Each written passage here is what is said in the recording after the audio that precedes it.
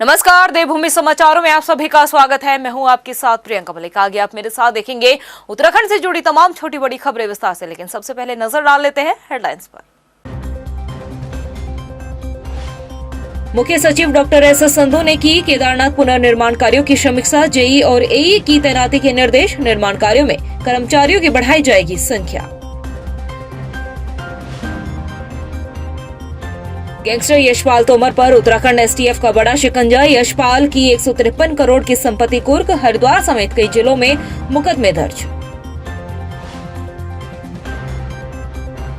नेता प्रतिपक्ष यशपाल आर्य ने संभाला पदभार। कुर्सी संभालते ही बोले, जनहित के मुद्दों को देंगे प्राथमिकता।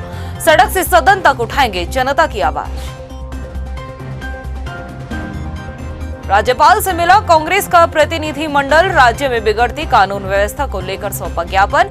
भगवानपुर में हनुमान जयंती पर हुई घटना पर जताई चिंता। और हेडलाइंस के बाद बुलेटिन में खबरें विस्तार से। कांग्रेस विधानमंडल दल के नेता चुने गए यशपाल आर्य ने विधानसभा में नेता प्रतिपक्ष के रूप में पदभार ग्रहण कर लिया है। इस दौरान पूर्व मुख्यमंत्री हरीश रावत के अलावा कई विधायक मौजूद रहे। इससे पहले रविवार को कांग्रेस के नवनियुक्त प्रदेश अध्यक्ष करण माहरा ने पदभार ग्रहण किया था। इस मौके पर यशपाल आर्य ने कहा कि पूरी मजबूती के साथ सदन में अपनी बात रखेंगे। जनहित के मुद्दों को लेकर सरकार पर लगातार दबाव भी बनाएंगे। इसके साथ ही उन्होंने कहा कि भ्रष्टाचार पर अंकुश लगाने के लिए लोकायुक्त बेहद जरूरी है। मैं आपके माध्यम से कहना चाहता हूं कि इस दायित्व का निर्वहन हम सब मिलकर कांग्रेस विधानमंडल दल यशपाल आर्य पूरी निष्ठा के साथ, पूरे समर्पण के साथ और पूरी गंभीरता के साथ निभाने का काम हम करेंगे। मुख्य सचिव डॉक्टर एस संधू ने सोमवार को सचिवालय में केदारनाथ पुनर्निर्माण कार्यों की प्रगति की समीक्षा की है। उन्होंने निर्माण कार्यों में तेजी लाने के लिए निर्देश भी दिए हैं। इसके साथ ही जेई और एई की तैनाती के भी सख्त निर्देश दिए गए हैं। इसके अलावा जो भी अधिकारी, जिन अधिकारियों के ट्रांसफर कर दिए गए हैं और ट्रांसफर के बाद भी जो अधिकारी अपनी ज्वाइनिंग नहीं कर रहे हैं, उन पर भी सख्त एक्शन लेने की बात कही है। उन्होंने कहा कि अगले 6 से 7 महीने में केदारनाथ में काफी काम पूरे हो जाएंगे, जिनकी खुद प्रधानमंत्री नरेंद्र मोदी भी समीक्षा कर रहे हैं। वहीं मुख्य सचिव डॉक्टर एस संधू ने कहा है कि समय से सभी निर्माण कार्य को पूरा किया जा सके, इसके लिए कर्मचारियों की संख्या भी बढ़ाई जाएगी। सचिवालय में चल रही है आपदा प्रबंधन की बैठक में मुख्यमंत्री पुष्कर सिंह धामी शामिल है। वहीं आपदा प्रबंधन विभाग के सभी अधिकारी इस बैठक में शामिल हुए हैं। आपदा से निपटने के लिए अधिकारियों को मुख्यमंत्री जरूरी निर्देश भी दे रहे हैं। जी हां, एक बार फिर से आपको बता दें कि सचिवालय में आपदा प्रबंधन विभाग की बैठक चल रही है। मुख्यमंत्री पुष्कर सिंह धामी ये बैठक ले रहे हैं और इस बैठक में आपदा प्रबंधन की बैठक में सभी अधिकारी मौजूद है और आपदा से निपटने के लिए मुख्यमंत्री पुष्कर सिंह धामी सभी अधिकारियों को जरूरी निर्देश भी दे रहे हैं। उत्तराखंड एसटीएफ ने लोगों की संपत्ति हड़पने वाले गैंगस्टर यशपाल तोमर पर बड़ा शिकंजा कसा है। कोर्ट के आदेश पर बागपत और दिल्ली में 153 करोड़ रुपए की चल और अचल संपत्ति कुर्क की गई है। इनमें उनके रिश्तेदारों के नाम जमीन और लग्जरी गाड़ियां भी शामिल हैं। तोमर की 1.25 करोड़ रुपए कीमत वाली एक बुलेट प्रूफ गाड़ी को भी एसटीएफ ने कुर्क किया है। आपको बता दें कि यशपाल तोमर के खिलाफ हरिद्वार और कई दूसरे जिलों में कई मुकदमे दर्ज हैं। उस पर फिरौती के लिए अपहरण करने का भी एक मामला दर्ज किया गया है। राज्य में कानून व्यवस्था को लेकर कांग्रेस ने राज्यपाल गुरमीत सिंह को एक ज्ञापन सौंपा है। कांग्रेस के उच्च स्तरीय प्रतिनिधि मंडल ने राज्यपाल लेफ्टिनेंट जनरल गुरमीत सिंह से मुलाकात की है और राज्य की कानून व्यवस्था पर ज्ञापन सौंपकर उस पर संज्ञान लेने का भी अनुरोध किया है। आपको बता दें कि भगवानपुर में हनुमान जयंती के मौके पर हुई घटना का कांग्रेस ने विरोध जताया है। इसके साथ ही नेता प्रतिपक्ष यशपाल आर्य ने कहा है कि कानून व्यवस्था खराब हो चुकी है और वहां असामाजिक तत्वों द्वारा हंगामा करने की कोशिश हो रही है। राज्यपाल जी के हमें समय दिया है, जिससे भगवानपुर में अन्य जिस क्षेत्रों में वहाँ पर तनाव है, माहौल खराब करने की कोशिश की जा रही है। वहाँ बलवा होने की आशंका है, वहाँ पर पुलिस का दबाव है उन लोगों पर। तो हम चाहते हैं कि वहाँ राज्यपाल साहब अपनी बात को वहाँ पर रखें, इसलिए हमें वहाँ जाना है। आज फिर एक बार बात कांग्रेस की होगी, लेकिन इस बार बात कांग्रेस के एक नेता की होगी जो समूचे उत्तराखंड कांग्रेस के लिए सबसे अहम नाम है।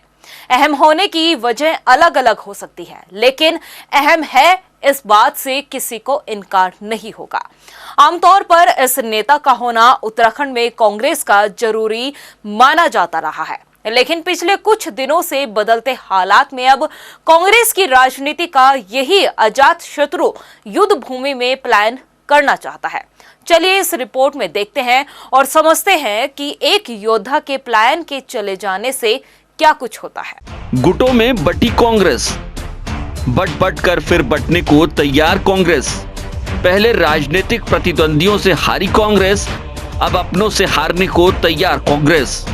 उत्तराखंड में कांग्रेस का कुल यही फलसफा है, गुटबाजी, नाराजगी और फिर नाराजगी और गुटबाजी।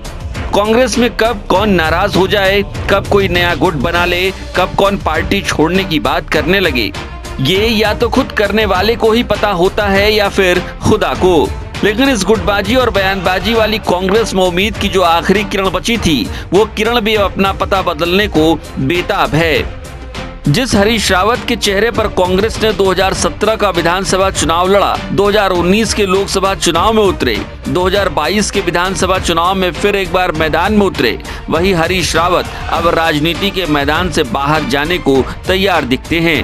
भले ही हरीश रावत अपना ठिकाना बदलने के लिए अपनी बढ़ती उम्र और तबीयत के नासाज होने का हवाला दे रहे हो, लेकिन समझने वाले समझ रहे हैं कि लगातार 3 चुनाव में मिली हार का जख्म हर जख्म पर भारी है। 2017 में यही हरीश रावत 2 विधानसभा सीटों से चुनाव हार गए। 2019 के लोकसभा चुनाव में अपनी पुरानी और पैठ वाली सीट नैनीताल सीट पर भी उन्हें राजनीतिक जीवन की सबसे बड़ी हार का सामना करना पड़ा। 2022 के विधानसभा चुनाव में जब सब कुछ कांग्रेस के पक्ष में माना जा रहा था, उस दौर में भी हरीश रावत न तो खुद जीत पाए, न अपनी पार्टी की सत्ता में वापसी करा पाए। लगातार हार और उम्मीदों के बोझ ने हरीश रावत को इतना बेजार कर दिया कि अब वो अपना पता बदलने की बात करने लगे। सोशल मीडिया पर पोस्ट लिखकर हरीश रावत ने इस बात का इशारा भी कर दिया कि अब उनका दिल देहरादून में लगता नहीं। लेकिन सवाल इतना भर नहीं है, हरीश रावत के बिन उत्तराखंड में कांग्रेस की वापसी की पटकथा कैसे लिखी जाएगी, इसका भी है। सवाल ये भी है कि क्या उत्तराखंड में अब कांग्रेस को हरीश रावत के बिना चलना सीख लेना चाहिए। सवाल ये भी है कि क्या उत्तराखंड में कांग्रेस की राजनीति में हरीश रावत का दखल भी कम या फिर खत्म होने को है। सवाल ये भी है कि क्या बीजेपी के सबसे बड़े नेताओं में से एक मुरली मनोहर जोशी को उनकी पारंपरिक सीट से हराकर राजनीति में नया मुकाम बनाने वाला 1980 का ये युवा सांसद अब राजनीतिक रूप से बूढ़ा हो चला है। सवाल ये भी है कि क्या कभी हार न मान फिर एक बार राजनीति के मैदान में कूदने वाले हरीश रावत अब थक चुके हैं। सवाल ये भी है कि सांसद से केंद्रीय मंत्री और फिर राज्य के मुख्यमंत्री तक का राजनीतिक सफर तय करने वाले हरीश रावत के सामने क्या राजनीतिक संन्यास की मजबूरी अब आन खड़ी हुई है। तो फिर ऐसे में होगा क्या, क्योंकि उत्तराखंड में कांग्रेस की हर सियासी पंचायत का आगाज से लेकर अंत तक हरीश रावत के पास ही होता आया है, क्योंकि कार्यकर्ताओं से लेकर कद्दावर नेताओं तक के गिले शिकवे दूर करने का जिम्मा तक हरीश रावत के पास ही हुआ करता था। तो ऐसे में क्या मान लिया जाए कि उत्तराखंड कांग्रेस में ये हरीश रावत युग के अवसान का प्रारंभ है, या फिर ये मान लिया जाए कि उत्तराखंड में कांग्रेस के नए प्रारब्ध का भी ये प्रारंभ है। वहीं गुल्लरभोज में व्यापारियों और स्थानीय लोगों ने विधायक अरविंद पांडे को एक ज्ञापन सौंपा है। व्यापारियों की मांग है कि प्रदेश सरकार गुल्लरभोज में मौजूद बोर जलाशय को पर्यटन स्थल के तौर पर विकसित करे, क्योंकि इससे कई घरों की रोजी रोटी जुड़ी हुई है। अगर बोर जलाशय में मछली पालन किया जाएगा तो उनकी रोजी रोटी पर संकट मंडरा सकता है, जिस पर विधायक अरविंद पांडे ने व्यापारियों को आश्वासन भी दिया है। आपको बता दें कि जलाशय को त्रिवेंद्र सरकार ने पर्यटन स्थल के रूप में विकसित कराया, लेकिन मौजूदा भाजपा सरकार ने बोर जलाशय में मछली पालन का निर्णय लिया है, जिससे व्यापारी काफी नाराज नजर आ रहे हैं। डेस्टिनेशन बनने से यहाँ के स्थानीय जो व्यापारी हैं, इनके कारोबार में बहुत प्रगति हुई है, बहुत प्रगति हुई है। और जो यहाँ बच्चे हैं, नौजवान, ये शेडकुल में काम करने जाते थे, लेकिन पर्यटन केंद्र बनने की वजह से यहाँ लोगों ने अपना स्वरोजगार किया, छोटे छोटे काम किए, जिसकी वजह से इनकी आमदनी बढ़ी है। आज वहाँ मछली पालन का और मछली पकड़ने का जो ठेका हुआ है, इसकी वजह से कहीं ना कहीं पर्यटन केंद्र पे अवरोध पैदा हुआ है। ये हमारे माननीय मंत्री जी का सपना था कि गुलर भोज को पर्यटन स्थल बनाना है, और जब से इन्होंने पर्यटन स्थल घोषित कराया और जो है यहाँ पे जो है वोटिंग का टेंडर हुआ और सी प्लान की योजना भी है, तो हमारे गुलर भोज का काफ़ी व्यापार बढ़ा और काफ़ी रौनक बढ़ी। पहले सुनसान होता था, तो अब जो है काफ़ी व्यापार बढ़ा और जो है काफ़ी हमारा गुलर भोज विकसित होने लगा। तो अब हमें पता चला कि भैया जो है ये मछली का ठेका दे दिया। अब तक 70 सालों तक मछली पलती आई, क्या हुआ है गुलर भोज का? 70 सालों से मछली पलती जा रही थी उसमें, और मछली का ठेका होता था, लेकिन गुलर भोज विकास की श्रेणी में नहीं आया। वहीं हल्द्वानी के ट्रंचिंग ग्राउंड में लगी आग पिछले 24 घंटे के बाद भी अभी तक बुझाई नहीं जा सकी है। टैंकरों के जरिए अभी भी आग पर काबू पाने की कोशिश की जा रही है। तपती धूप और भीषण गर्मी के बीच ट्रंचिंग ग्राउंड धधक रहा है। धुएं से आसपास के इलाकों में विजिबिलिटी बिल्कुल शून्य हो चुकी है। हर जगह केवल धुआं ही धुआं नजर आ रहा है, जिससे लोगों को सांस लेने में काफी परेशानियों का सामना भी करना पड़ रहा है। ट्रंचिंग ग्राउंड में हमारा जो सर का कूड़ा जाके डंप होता है, उसमें कल आग लग गई थी। यद्यपि हमने उसका बुझाने का लगातार प्रयास, हमारे जो अग्निशमन विभाग है और हमारे नगर निगम के कर्मचारी हैं, नगर स्वास्थ्य अधिकारी की निगरानी में उस बुझाने का प्रयास लगातार चल रहा है। कुछ क्षेत्रों में आग बुझा दी गई थी, लेकिन चूँकि उसमें जो कूड़े के अंदर से मीथेन गैस भी निकलती है और कुछ पुराने जो पॉलीथीन डंप हैं उसमें, तो उसमें आग पकड़ने से काफ़ी ज़्यादा हो गई थी।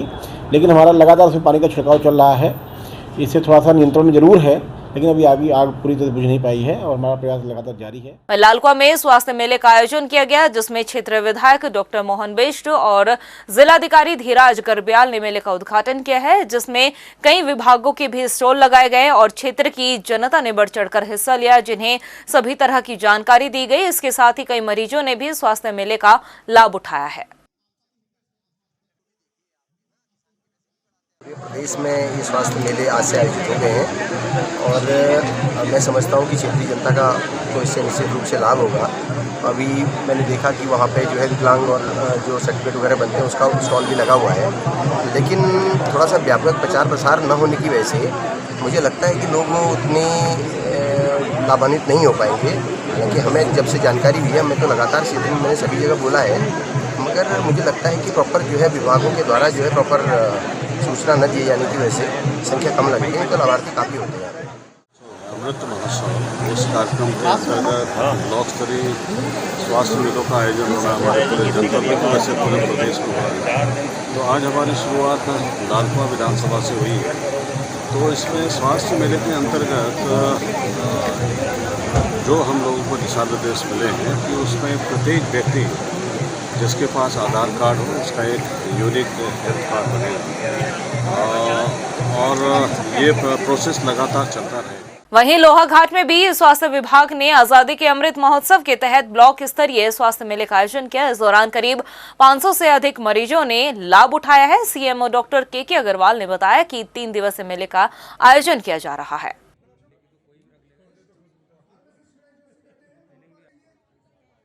कई बार ऐसा होता है कि रिमोट एरिया की जनता नहीं पहुंच पाती है, तो इसलिए मेले का आयोजन हर ब्लॉक स्तर पर किया जा रहा है। जैसा अभी देख भी पा रहे हैं कि यहाँ सभी प्रकार की विशेष सुविधाएं दी जा रही हैं और अभी तक 500 लोग लगभग आ भी चुके हैं, तो इससे जनता को काफ़ी फायदा मिलने वाला है। और हम लोग चाहते हैं कि सभी लोग जिनको भी मेडिकल कंसल्टेशन की आवश्यकता है, इन मेलों का खूब फायदा उठाया जाए। आज़ादी का अमृत महोत्सव के तहत पूरे राज्य में स्वास्थ्य मेला शिविर लगाए जा रहे हैं। हमारे चंपावत के चारों ब्लॉकों में स्वास्थ्य मेला लगाए जा रहे हैं, जिससे कि हमारे क्षेत्र की जनता जो दूर दराज से आते हैं उन्हें स्वास्थ्य सुविधाओं का लाभ मिलेगा और स्वास्थ्य संबंधी जानकारियाँ मिलेंगी। यहाँ सब तरह के रोग विशेषज्ञ यहाँ मौजूद हैं, सब तरह की जाँचें यहाँ निःशुल्क प्राप्त हो रही है। इससे जनता को अवश्य ही लाभ मिलेगा। और यहाँ वक्त चले एक छोटे से ब्रेक का।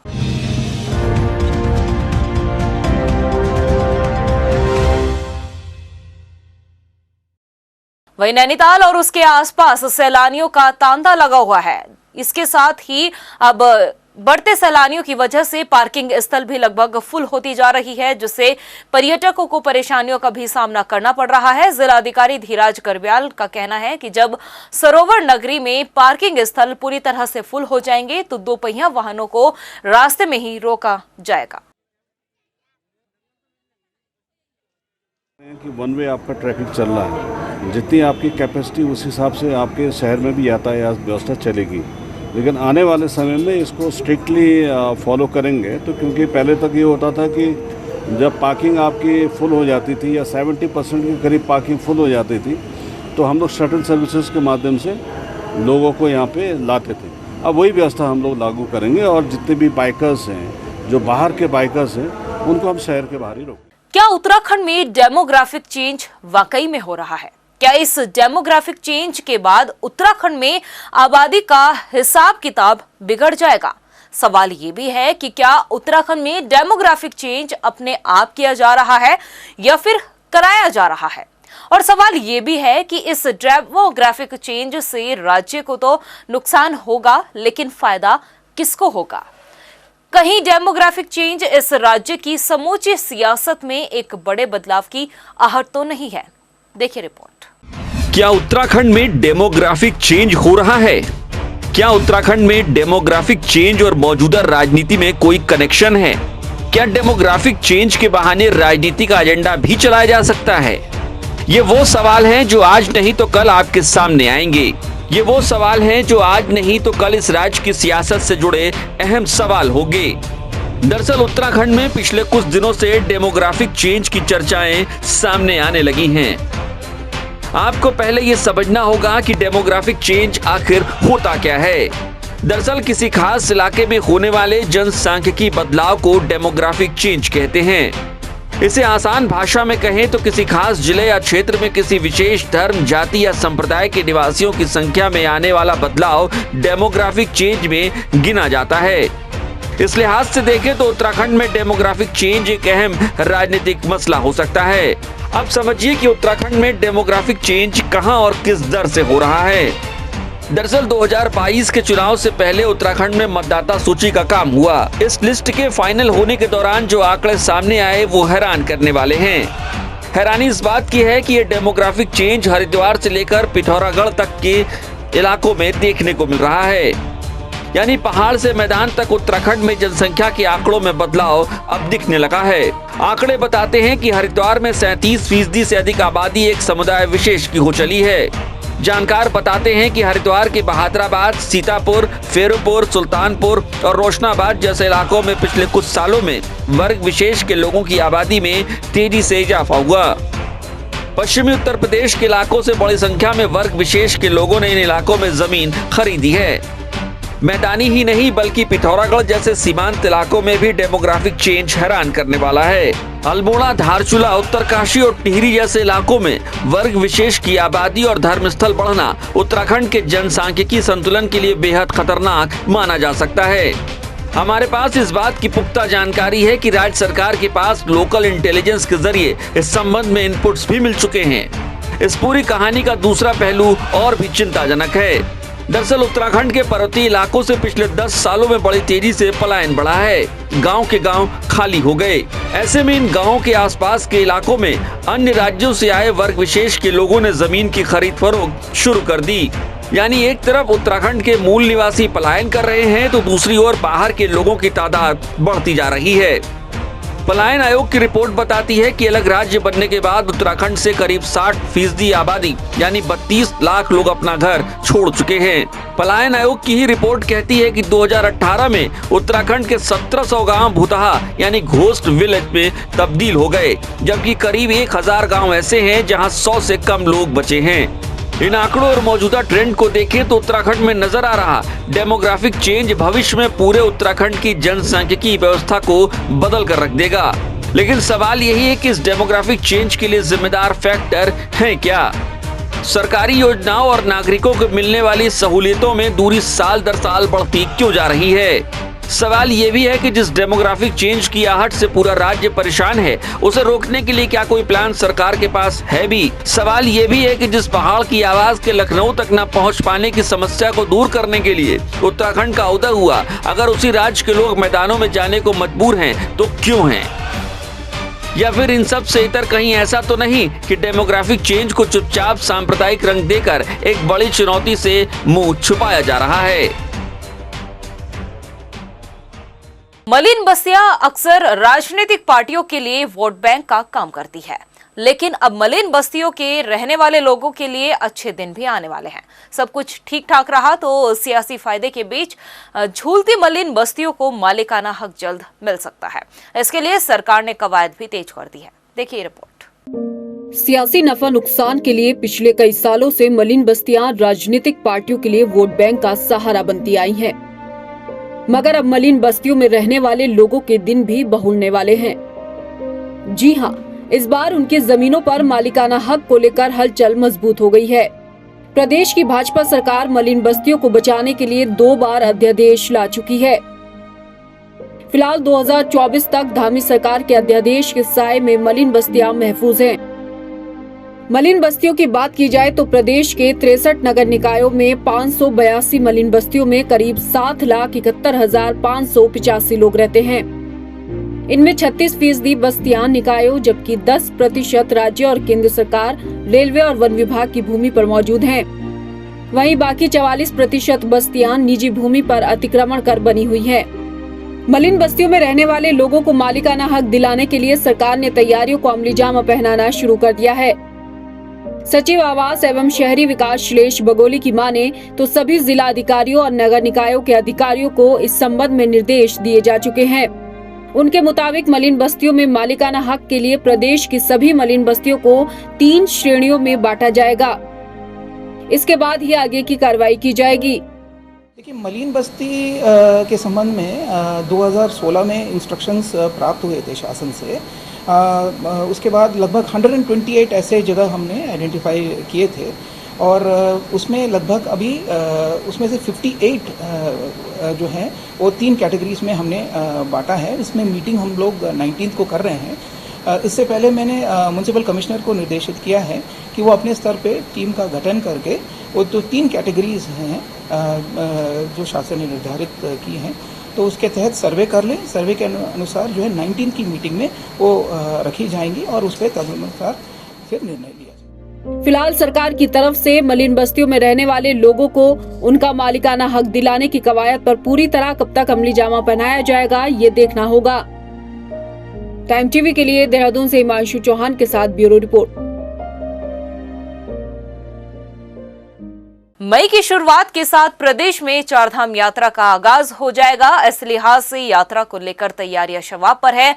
2 साल के लंबे इंतजार के बाद हो रही चारधाम यात्रा को लेकर पर्यटन कारोबारी भी काफी उत्साहित नजर आ रहे हैं। अगर सुरक्षा के लिहाज से बात की जाए तो 950 पुलिस कर्मी पहाड़ पर चढ़ाए जाएंगे, तो वहीं यात्रा का किराया न बढ़ाए जाने से कहीं न कहीं परिवहन कारोबारियों में नाराजगी देखने को मिल रही है। देखिए रिपोर्ट। प्रदेश में मई महीने की शुरुआत के साथ चारधाम यात्रा का आगाज होने जा रहा है। मुख्यमंत्री पुष्कर सिंह धामी भी यात्रा को लेकर अपनी मंशा साफ कर चुके हैं। सीएम धामी ने कहा है कि इस बार चारधाम यात्रा में आने वाले तीर्थयात्रियों का रिकॉर्ड टूटेगा। चारधाम यात्रा शुरू होने से पहले ही होटलों में 70% की बुकिंग हो चुकी है। 3 मई यानी कि अक्षय तृतीया के दिन गंगोत्री और यमुनोत्री धाम के कपाट खुलने से यात्रा शुरू हो जाएगी। लेकिन केदारनाथ धाम के कपाट 6 मई को और बद्रीनाथ धाम के कपाट 8 मई को खुलेंगे, जिससे अनुमान लगाया जा रहा है कि श्रद्धालु 8 मई से चारधाम यात्रा का रुख करेंगे। चारधाम यात्रा में आने वाले तीर्थयात्रियों के लिए सरकार हर सुविधा पर काम कर रही है। यात्री रजिस्ट्रेशन के लिए जारी कुमाऊं गढ़वाल मंडल विकास निगम की वेबसाइट gmvnonline.com पर जाकर अपना रजिस्ट्रेशन भी करा सकते हैं। GMVN के जरिए यात्रियों को टूर पैकेज भी दिया जा रहा है। यही नहीं, इस बार यात्रियों को केदारनाथ धाम के लिए हेली सेवा भी दी जा रही है। हेली सेवा का लाभ लेने के लिए यात्री बुकिंग के लिए उत्तराखंड नागरिक उड्डयन प्राधिकरण के साथ ही पर्यटन विभाग की वेबसाइट के जरिए भी बुक कर सकते हैं।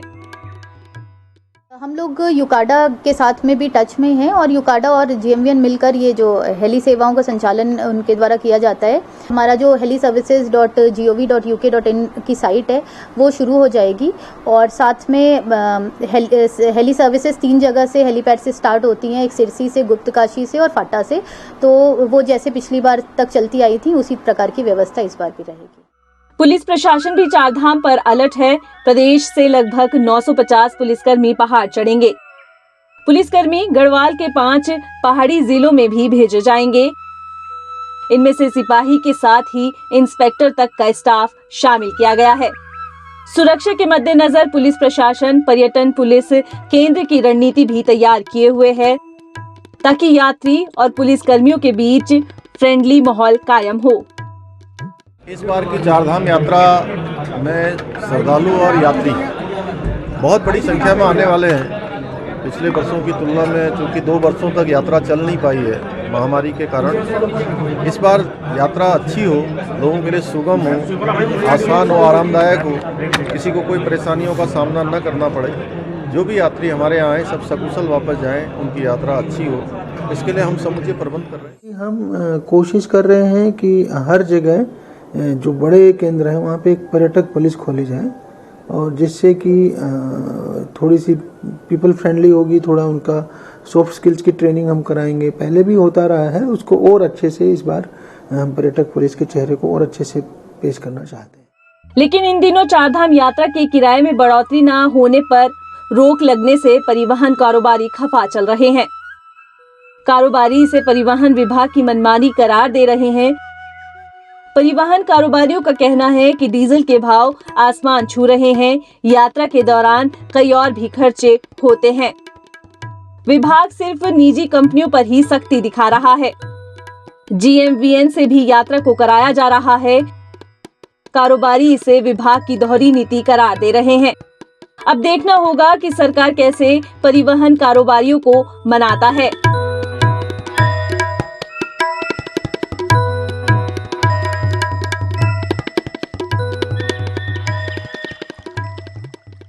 प्रदेश की खबरों में इतना ही। फिर हाजिर होंगे कुछ खास खबरों के साथ। तब तक के लिए मुझे दे इजाजत। नमस्कार।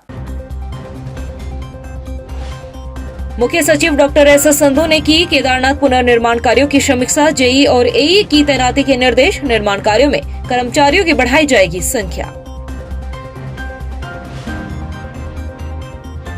गैंगस्टर यशपाल तोमर पर उत्तराखंड STF का बड़ा शिकंजा। यशपाल की 153 करोड़ की संपत्ति कुर्क। हरिद्वार समेत कई जिलों में मुकदमे दर्ज।